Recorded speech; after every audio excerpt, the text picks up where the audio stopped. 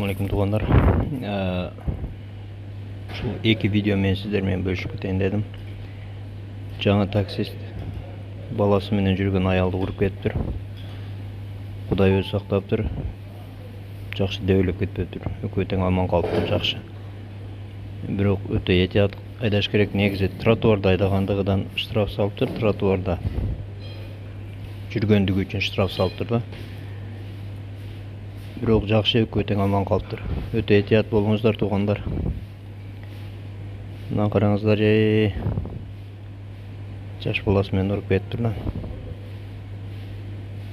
Жаңа эле таксиге кирген экен. Этият болуңуздар туугандар.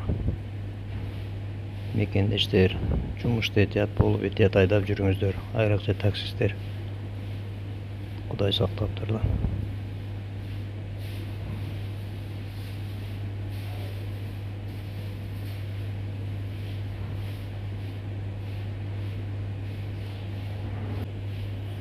Экинчи видео бул Wildberries'тин складында болгон экен. Бизден бир жаш баланы жүк басып калыптыр, азыр абалы оор дейт. Больницада экен, бирок тирүү экен, жакшы.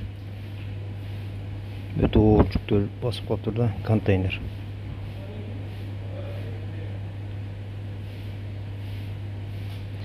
Ошондуктан жумушта дагы абайлап иштеңиздер туугандар.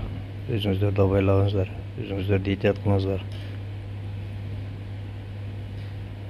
Туугандар, чыгарылыштын демөөрчүсү Нуралы 8937 762 3730 границага каттайт, өзү кирип чыгат, жолдо жардам берет.